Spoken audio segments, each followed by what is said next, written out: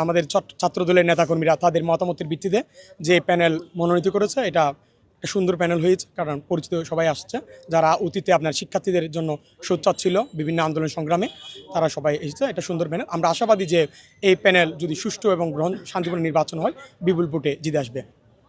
আর ব্যাকফুটের কথা যেটা বলছেন আপনি, হয়তো এই যে ডাকসু আর জাকসুরকে উদ্দেশ্য করে বলতে পারেন। আমরা মনে করি যে 24 জুলাই অভ্যুত্থানের পর যে আমাদের একটা আকাঙ্ক্ষা ছিল যে ক্যাম্পাসগুলো হচ্ছে আপনার বৈষম্যহীন হবে, কিন্তু আমরা লক্ষ্য করলাম দুঃখের সাথে একটা সংগঠন আপনার পাবলিক বিশ্ববিদ্যালয়গুলোকে দলীয়করণের চেষ্টা করেছে, যার ফলাফল দেখলাম আমরা ডাকসু এবং জাকসু।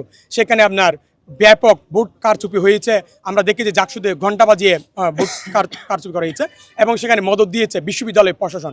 তো আমাদের চট্টগ্রাম বিশ্ববিদ্যালয় প্রশাসনের যারা এখন দায়িত্বশীল, তাদের বিষয়ে শিক্ষার্থী এবং বিভিন্ন সংগঠনের একটা অভিযোগ আছে, তারা একটা ছাত্র সংগঠন হয়ে আপনার কাজ করছে এজেন্ডা বাস্তবায়নে। তো আমরা আশঙ্কা করছি যে তাদের ব্রেকে কতটুকু একটা সুষ্ঠু গ্রহণযোগ্য নির্বাচন সম্ভব। যদি সুষ্ঠু গ্রহণযোগ্য নির্বাচন হয়, তাহলে ছাত্রদল বিপুল ভোটে জিতে আসবে।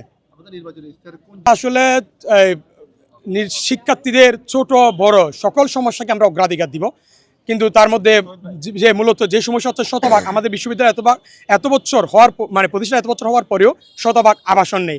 তো আমরা প্রথমেই যেটা প্রধান বিষয়টা হচ্ছে আপনার শতভাগ আবাসন নিশ্চিত করা, এবং শতভাগ আবাসন নিশ্চিত হওয়া পর্যন্ত আগ পর্যন্ত যাতে আবাসন ভাতা দেওয়া হয়। আপনারা জানেন চট্টগ্রাম বিশ্ববিদ্যালয় হচ্ছে শাটলের ক্যাম্পাস, পুরো বিশ্বের মধ্যে এটা আমাদের একটা ঐতিহ্য, কিন্তু অথচ আমাদের শাটল হচ্ছে আপনার এক লাইনের, ডাবল লাইন নেই। তো আমরা এটা ডাবল লাইনে উন্নতি করার জন্য কাজ করব, এবং আমাদের প্রচুর বগি সংকট রয়েছে। সেই বগি সংকটকে কাজে লাগিয়ে অতীতে বিভিন্ন আপনার সন্ত্রাসী সংগঠন ছাত্রলীগ আপনার বগিভিত্তিক রাজনীতি করেছে। তো আমরা ডাবল লাইন চালু করা এবং বগিকে আমরা উন্নতি করব।